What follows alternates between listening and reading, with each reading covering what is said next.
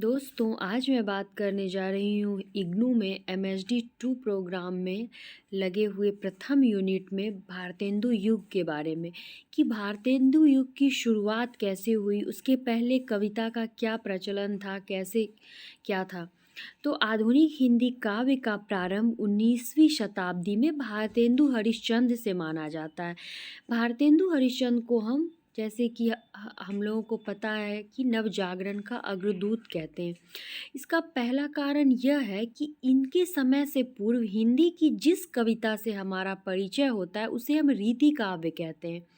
वह अपने स्वरूप और संरचना दोनों दृष्टियों से रूढ़िबद्ध, श्रृंगार परक और सामंत वर्ग का अनुरंजन करने वाला था। दरबारों में राजाओं और मनसबदारों की चाटुकारिता में, स्तुति में प्रसन्न करने, चमत्कृत करने के लिए काव्य के परंपरागत लक्षणों के आधार पर कविता का सृजन होता रहा। कविता का मुख्य उद्देश्य उस समय राजाओं, मनसबदारों, इन लोगों का मनोरंजन करना ही होता था कि उस समय रीति काव्य का, जैसे कि हम लोगों को पता है कि मुख्य उद्देश्य उस समय यही होता था, दरबारी कवियों का राजाओं के दरबार में रहकर उनका मनोरंजन करना। कविता समाज के व्यापक भावबोध से कटी हुई थी, अर्थात कविता का जो मुख्य उद्देश्य होना चाहिए वह उद्देश्य कविता का नहीं था कि सामाजिक उत्थान हो कविता के माध्यम से, ऐसा कुछ भी नहीं था। ऐतिहासिक महत्व तो है, किंतु उसमें सामाजिक, सांस्कृतिक, साहित्यिक चिंताओं के ऐसे कोई संदर्भ नहीं है जिनसे कविता का कोई महत्व स्थापित हो सके।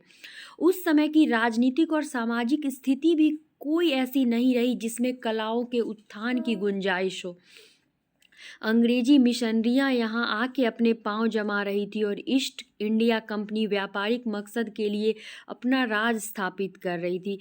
जी हाँ दोस्तों, यह वही समय था जब ईस्ट इंडिया कंपनी धीरे धीरे अपने व्यापार को बढ़ाने के लिए यहाँ पर धीरे धीरे अपना राज स्थापित कर रही थी। रीतिकालीन कविता के विपरीत इस आधुनिक युग में हिंदी कविता विषय, रूप, भाव, भाषा के स्तर पर अपनी पुरानी केचुल उतार कर नया रूप धारण करने का प्रयास करती है। इसलिए इसे हम नव जागरण काल भी कहते हैं, क्योंकि हिंदी कविता ने अपना पुराना आवरण को उतार के नए वस्त्र को धारण किया था। अर्थात कविता अपने उद्देश्य को पूरा करने के लिए अग्रसर हुई थी। रीतिकालीन कविता के बिल्कुल विपरीत आधुनिक युग में हिंदी कविता ने अपना रूप धारण किया था। कविता दरबारों से निकलकर सीधे जनता के साथ संबंध स्थापित करती है। अगर हम बात करें अब भारतेंदु हरिश्चंद्र की, तो इनके इन सब प्रयासों में एक अग्रणी साहित्यिक नेता की भूमिका ये निभाते हैं। उन्होंने नाटक, निबंध, कविता आदि विधाओं को अपनी रचनात्मक अभिव्यक्ति का माध्यम बनाते हुए और पत्रकारिता द्वारा साहित्य समाज के संबंधों को नए ढंग से समझाने का प्रयास किया। एक कवि के रूप में उनका व्यक्तित्व वैविध्यमय, बहुआयामी और विकासशील रहा है। जैसा कि हमने पढ़ा है कि भारतेंदु हरिश्चंद्र ने पत्रकारिता के माध्यम से उन्होंने पत्रकारिता को एक नई दिशा दी, जिसके माध्यम से वो समाज तक जुड़ना चाहते थे। उसके बाद उन्होंने एक भारतेंदु मंडल बनाया, जिसके सभी कवि जो होते थे उनका मुख्य काम साहित्य का उत्थान करना था।